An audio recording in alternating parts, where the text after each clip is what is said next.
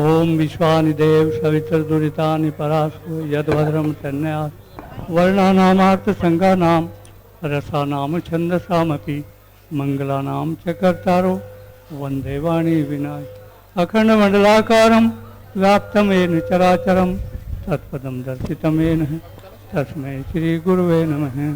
यशांके च विभाति भूधरसुता देवापगा मस्तके भाले बाल विदुर्गले च गर्लम यशोषि व्यालराज स्वयंभूति विभूषण सुदूर सर्वाधिपम सर्वदा सर्वगत शिवनिभ श्री शंकर पातु माम।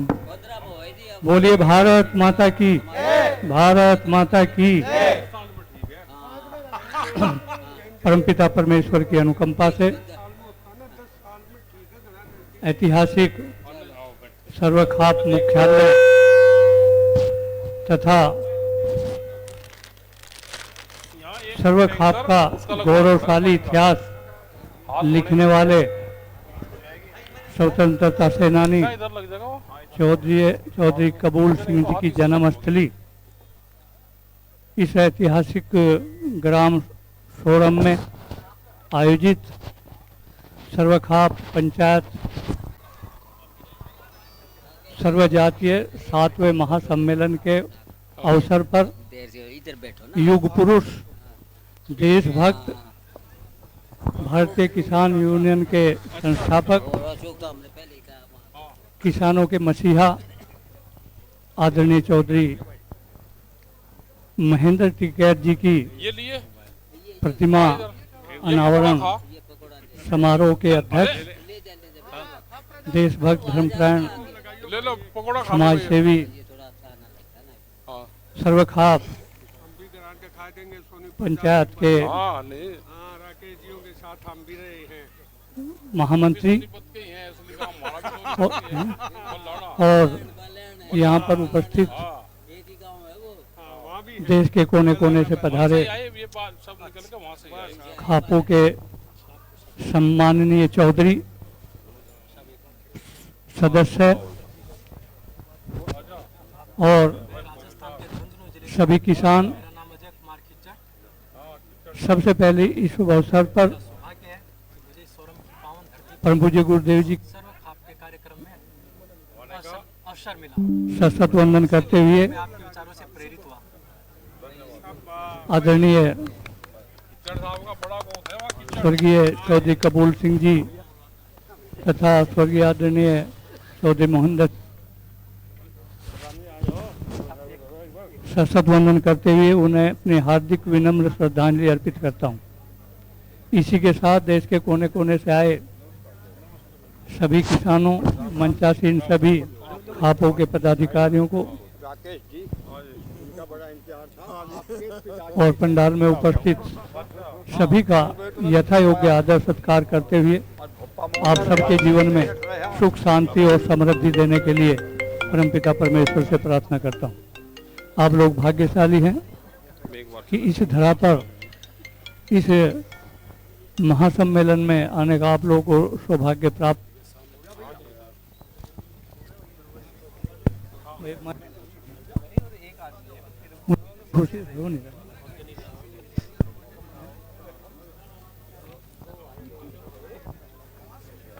मुझे बड़ी खुशी है कि आयोजकों ने वर्षों के बाद इस पावन ऐतिहासिक धरा पर सर्वखाप पंचायत सर्वजाति का 7वां सम्मेलन महासम्मेलन यहाँ आयोजित किया है। ये आयोजकों के द्वारा एक सराहनीय, अनुकरणीय और ऐतिहासिक कार्य हुआ है। इस पुनीत कार्य के लिए आयोजक साधुवाद के पात्र हैं, प्रशंसा के पात्र हैं।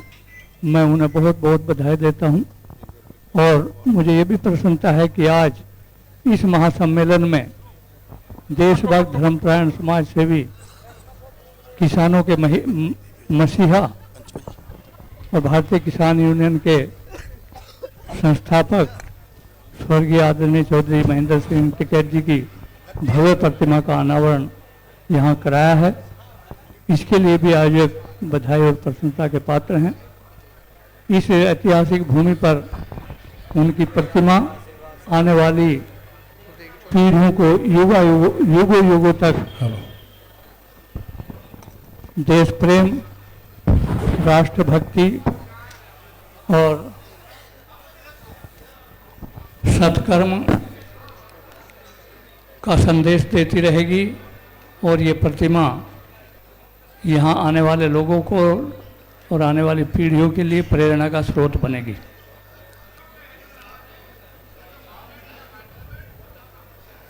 अंग्रेजी में एक कहावत है, some are born great, some achieve greatness and own some greatness is thrust, कि कुछ तो लोग बचपन से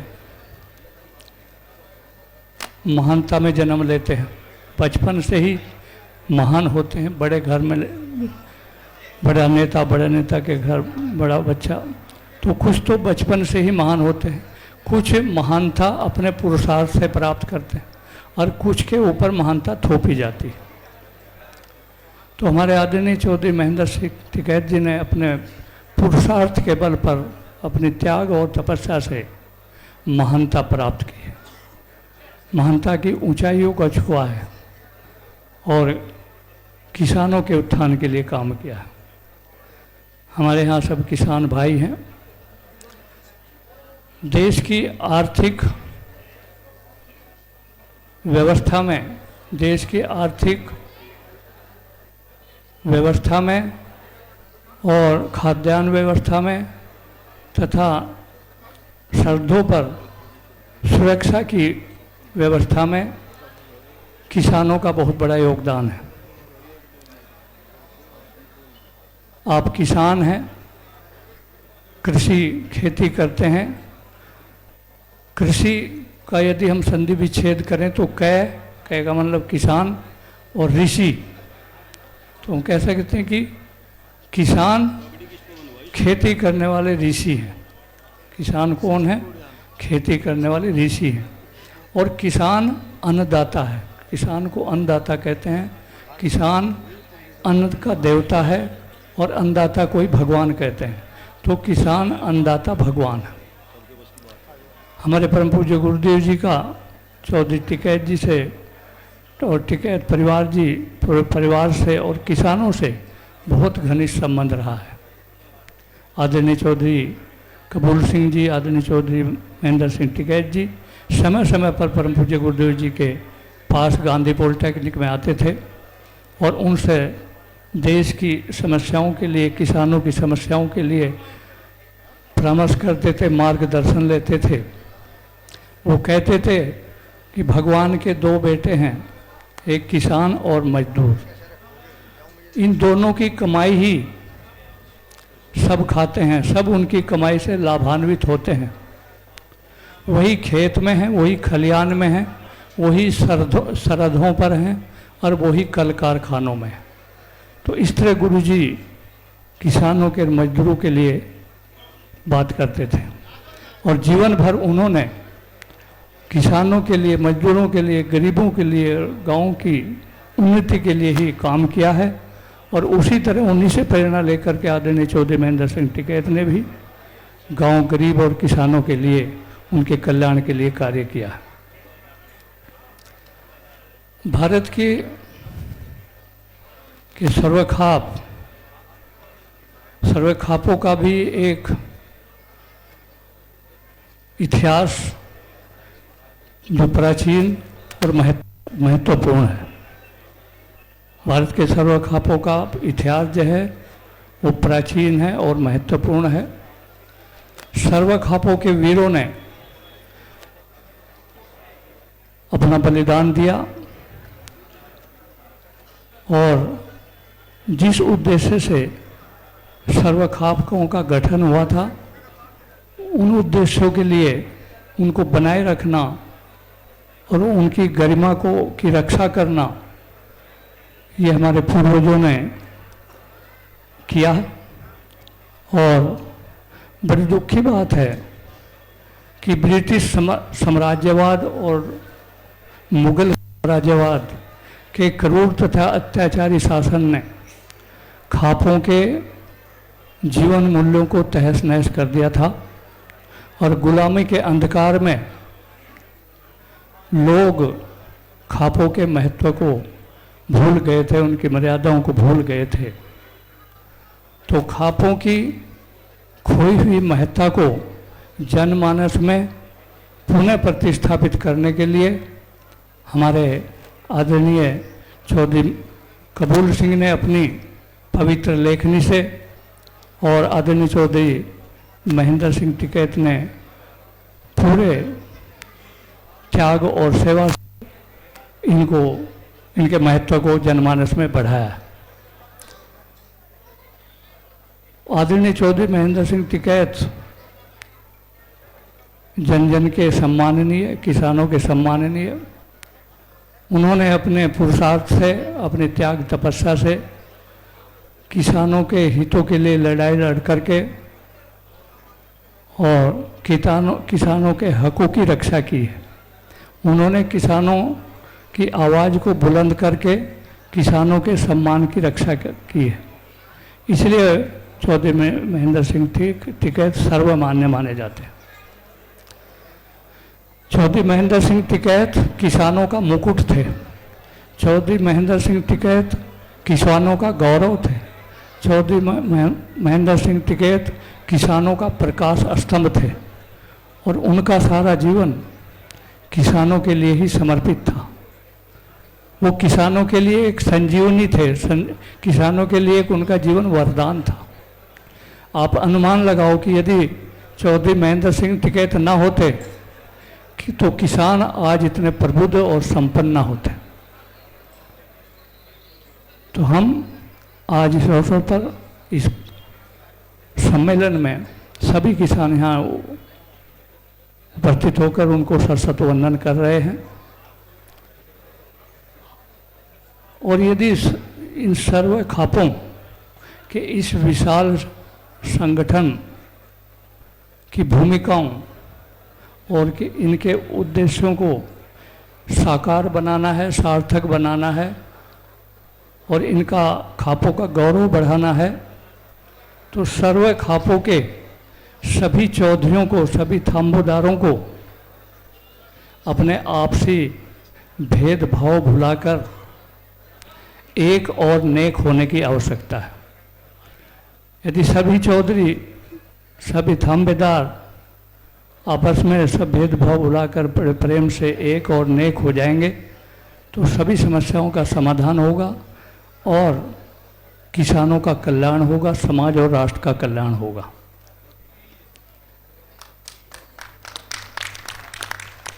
सर्वखाप के माध्यम से गांव को पुनर्जागृत किया जाता है, गांव में का पुनर्जागरण हो सकता है।